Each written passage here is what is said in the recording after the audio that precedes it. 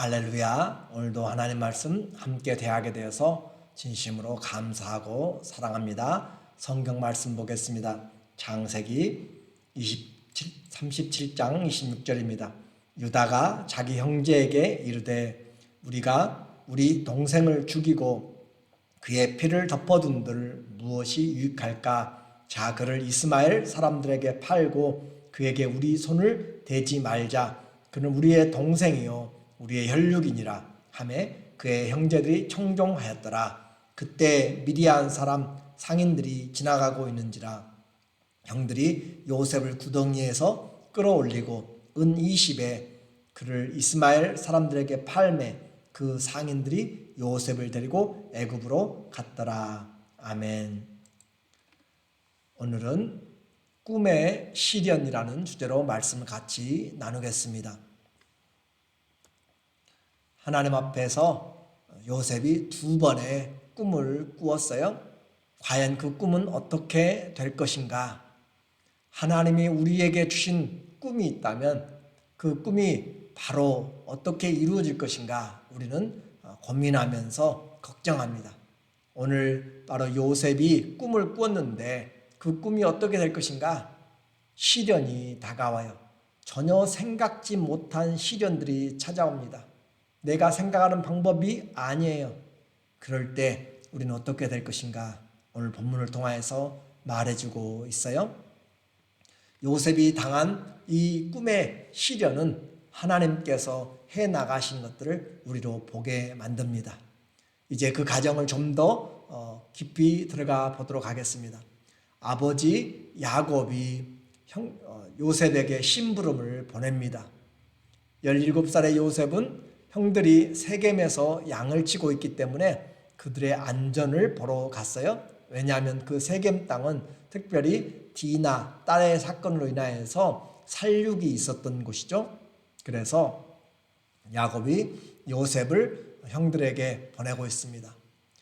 요셉이 아버지의 말씀에 순종하여서 헤브론 집에서 출발해서 세겜까지 약 90km 정도 되는 곳을 갔어요. 이곳저곳을 다녀도 보이지 않아서 사람들에게 묻고 물어서 어디로 갔는지를 알아보니 그들은 북쪽으로 도단이라는 곳에 갔습니다. 도단은 또 세겜에서 30-40km 위쪽으로 북쪽에 있어요. 그렇게 요셉은 물어 총 120km 정도 되는 거리를 찾아서 갔습니다.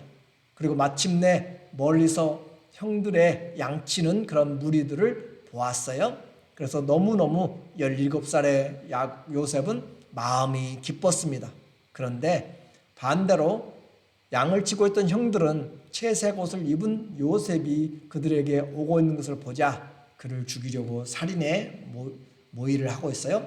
18절에 요셉이 그들에게 가까이 오기 전에 그들이 요셉을 멀리서 보고 죽이기를 꾀하여 서로 이르되 꿈꾸는 자가 오는도다. 멀리서부터 요셉의 옷을 보고 알았습니다. 그리고 그를 죽이려고 지금 작정을 하고 있어요. 그와 같이 이 함께 살았던 가족들이고 형제들입니다. 10길 물속은 알아도 한 길 사람 속은 모른다라고 하는 것처럼 지금 이 요셉은 부모에게 그리고 그 먼 길을 지금 수고하여서 순종하고 목숨 걸고 온 그런 순종의 결과가 기다리는 것은 요셉 인생의 최대의 위기가 닥쳐왔어요. 우리도 생각해봐요. 하나님 앞에 내가 힘들어도 순종한다고 이렇게 열심히 했는데 다가오는 것은 나에게 시련과 더 어려움이 있고 오히려 나를 못 잡아서 나를 힘들게 하는 그런 사람들이 많이 있을 수가 있어요. 꿈이 시련을 받습니다. 또 꿈을 꾸는 사람, 하나님의 일하는 사람들이 어려움을 당할 때가 있어요. 정말 생각지 못한 그런 일들이죠. 인생은 위기가 있어요. 심지어 가정에서조차 지금 생명의 위협을 받는 이 요셉은 얼마나 힘든가라고 하는 것이에요. 오늘 이 야곱의 가정을 보면서 오늘 영적인 교회의 모습도 마찬가지예요. 교회도 그리스도 안에서 한 주님을 섬기는 가족이에요. 근데 가족 안에서도 서로 이렇게 나누어지고 죽이려고 하고 또 시기하고 질투하는 그런 교회들이 많이 있을 수 있습니다. 이것은 야곱의 이 가정을 통해서 오늘 우리를 보여주고 있는 것이에요.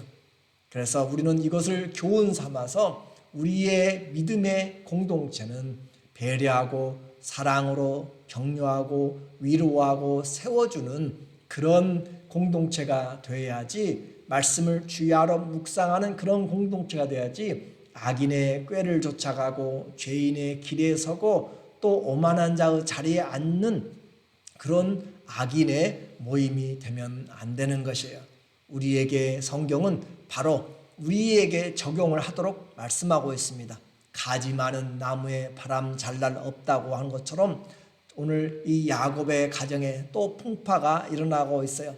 정말 요셉의 입장에서는 며칠 동안 힘들고 애쓰게 찾아와서 형들을 보고 기쁨으로 왔는데 형들은 더 구체적인 죽음, 살인의 계획을 세웁니다. 20절에 자 그를 죽이자는 거잖아요. 살인하자는 거예요. 죽여 한 구덩이에 던지고 우리가 말하기를 악한 짐승이 그를 잡아먹었다 하자. 누구한테 하냐면 아버지 야곱에게 그렇게 하는 거예요. 시체를 유기하는 것입니다. 그의 꿈이 어떻게 되는지를 우리가 볼 것이니라 하는지라. 하나님이 꿈을 주셨는데 우리가 그 꿈을 꿈꾸는 자를 죽여버리면 꿈은 무가치하게 될 것이 아닌가라고 그렇게 생각을 하는 것이에요. 그러나 악인들의 계획 속에 하나님의 계획도 그 손길도 함께하고 있습니다. 마치 사단은 예수님을 죽이면 승리한 줄 알았어요. 예수님 죽이면 모든 것이 자기 뜻대로 되는 줄로 알았는데 그 십자가의 계획에는 하나님의 부활의 계획도 같이 있었습니다. 하나님의 부활의 계획이 그 갈보리 십자가에 있었다라고 하는 것이에요. 우리는 기억해야 됩니다. 그 어떤 것도 하나님의 손을 벗어날 수가 없습니다. 그리고 하나님은 꼭 필요한 때 사람들을 통하여서 환경들을 통하여서 합력하여 선을 이루십니다. 오늘 그 모의를 하고 있는 형제들 중에서 두 사람을 통하여서 하나님이 지금 요셉을 인도해 나가고 있어요. 지금 죽여서 놓자라고 하는데 장자 루벤이 나섭니다. 우리가 죽이지 말자. 직접 죽이는 것은 우리가 살인죄니까 그냥 차라리 그 구덩이에, 물이 없는 구덩이에 넣어서 자연사하도록 그렇게 놔두자라고 생명의 연장의 제안을 하게 됩니다. 22절에 루벤이 또 그들에게 이르되 피를 흘리지 말라. 그를 광야 그 구덩이에 던지고 손을 그에게 대지 말라 하니 이는 그가 요셉을 그들의 손에서 구출하여 그의 아버지에게 돌려보내려 함이었더라. 가장 어떻게 보면 인간적으로 장자인 루벤의 불만이 가장 많아야 되잖아요. 왜냐하면 이 요셉이 다음에 후계자가 되는 그런 위치가 되었기 때문에 불평은 지금 제일 이 루벤이 많아야 될 건데 오히려 루벤을 들어서 하나님이 그의 생명을 연장시켜요. 또 하나님께서 유다를 들어서 그의 생명을 이제 연장시킨 것을 더 구체적으로 살려내는 방법을 이야기합니다. 차라리 그를 여기서 죽이는 것보다 며칠 있다가 죽는 것보다 이를 팔아서 저 멀리 종으로 보내버리자라고 생각을 해요. 그리고 그때 지나가는 사람들이 있어요. 유다가 자기 형제에게 이르되 우리가 그의 피를 우리 동생을 죽이고 그의 피를 덮어둔들 무엇이 유익할까? 자 그를 이스마엘 사람들에게 팔고 그에게 우리 손을 대지 말자. 그는 우리의 동생이요 우리의 혈육이니라 하매 그의 형제들이 청종하였더라. 이러같이 이야기를 하게 된 이유는 그들이 양을 치고 있는데 지금 이스마엘과 미디안 상인이 대상들이 지나가고 있는 것을 보아서 유다가 지금 꺼낸 제안입니다. 그렇게 해서 하나님의 그 시간에 지나가도록 만드는 그 이스마엘 상인들이 지나가도록 하는 그 모든 계획들, 하나님의 손안에서 우리는 벗어나지 않습니다. 그리고 하나님은 때와 장소와 사람들을 통하여서 하나님의 선한 일들을 이루어 가심을 우리는 분명히 보아야 되는 것이에요. 그래서 우리가 어려움이 당해도 낙심하지 말고 요나가 바다에 빠져도 하나님이 미리 물고기를 예비하신 것처럼 하나님은 우리를 위한 계획을 가지고 계시기 때문에 그렇습니다. 요셉이 드디어 형제들에게 이제 팔리게 되었어요. 28절입니다. 그때 미디안 사람 상인들이 지나가고 있는지라 형들이 요셉을 구덩이에서 끌어올리고 은 20에 그를 이스마엘 사람들에게 팔매 그 상인들이 요셉을 데리고 애굽으로 갔더라. 요셉은 은 20의 노예의 값이에요. 20살 되지 않은 남자는 20세겔입니다. 예수님은 은 30에 팔렸어요. 20살 이상의 남자 노예는 은 30세겔입니다. 한 세겔은 노동자 4일의 품삯이니까 예수님은 120일의 노동자 품값에 팔린 것이에요. 요셉은 예수님을 예표하는 그림자입니다. 애굽에 가서 모든 사람들을 기근해서 구원해내는 바로 구원자의 모습으로 이 요셉이 쓰임받는 것처럼 예수님께서 구원자의 모습으로 완전한 구원자로 나타내시죠. 또 요셉이 형제들에게 팔렸잖아요. 그런 것처럼 예수님도 예수님의 형제인 이스라엘 민족들, 이스라엘 사람들에게 팔리게 되는 것이죠. 우리는 기억해야 돼요. 하나님이 주신 꿈을 꾸었던 요셉이 지금 그 땅에서 꿈이 결박된 채 그가 노예로 팔려가고 있고 또 채색옷의 신분이 이제는 노예의 신분으로 그렇게 가나안 땅에서 꾸었던 그가 저 애굽 땅으로 가게 되었습니다. 아무도 그의 꿈이 어떻게 될지 알지를 못해요. 그렇지만 하나님이 주신 꿈은 하나님이 성취합니다. 사람들의 일에 하나님이 간섭하심이 있어요. 아니 오히려 사람들이 생각지 못한 것까지 하나님은 그 섭리 중에 준비하셔서 세밀하게 팔려가는 길과 누가 살 것인지도 다 예비를 하십니다. 우리는 지금 이 본문을 통하여서 그렇다고 해서 죄를 짓는 것이 죄를 짓는 사람들의 공로가 인정되는 것은 결코 아니라고 했어요. 죄는 뿌린 대로 그 대가를 받게 됩니다. 요셉의 모습을 보세요. 아버지에게 정말 순종한 것뿐인데 그가 진실한 것뿐인데 먼 길까지 마다하지 않고 목숨 건 여정을 와서 그 결과는 형제들에게 배신을 당하고 말았습니다. 그것은 바로 하나님이 이제 그 야곱의 손에서 이 요셉을 받아내신 거예요. 시편 109편 17절에 그가 한 사람을 앞서 보내셨으며 요셉이 종으로 팔렸도다. 그의 발은 착고를 차고 그의 몸은 쇠사슬에 매였으니 곧 여호와의 말씀이 응할 때까지라. 그의 말씀이 그를 단련하였도다. 하나님이 요셉의 인생을 하나님의 훈련 학교로 받아들인 것입니다. 기억해야 돼요. 꿈을 가진 사람은 하나님께서 하나님의 방법으로 그를 훈련시킵니다. 꿈만 이루는 것이 목적이 아니에요. 하나님은 사람을 준비하십니다. 그래서 수고하고 애쓰고 순종한 것뿐인데 나에게 왜 이런 어려움이 당하는가? 정말 이해되지 않는 고난이에요. 그래요. 그것이 하나님의 손 안에서 우리에게 대한 하나님의 지금 일들이 되고 있음을 우리는 결코 놓치면 안 됩니다. 그리스도인은 하나님의 입장에서 봐야 돼요. 하나님의 선하심이 우리를 인도하고 있음을 우리는 오늘도 다시 한번 봐야 돼요. 고난은 하나님의 자녀를 하나님의 자녀답게 만드는 하나님의 그런 준비하는 훈련 학교라고 이야기했습니다. 주님의 일은 주님이 반드시 성취하세요. 사람들이 하나님의 꿈을 막지 못합니다.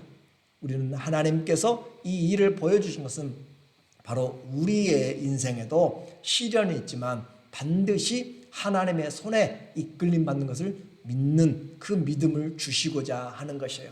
오늘 주님 앞에 순종하고 있습니까? 오늘 주님 앞에 내가 열심히 일했는데 돌아온 것은 내게 손해요, 오해요, 사람들에게 그런 억울한 누명이고 힘든 시련이거든. 오늘 요셉을 이끌어 가시는 하나님의 손에 들어간 것처럼 오늘 내가 하나님의 훈련학교에 들어와서 하나님이 나를 나답게 만들고 있구나 라고 그렇게 생각하면서 시련 중에 있을 때 오히려 하나님의 사랑이 부어지고 있음을 볼 줄 알면 우리 인생은 정말 믿음으로 많이 성장한 것입니다. 주님 안에서 꿈은 시련이 분명히 있습니다. 무릇 경건하게 살고자 한 자는 환난이 있게 돼 있어요. 하나님의 나라에 들어가려면 많은 환난을 겪어야 돼요. 꿈이 시련을 만나게 됩니다.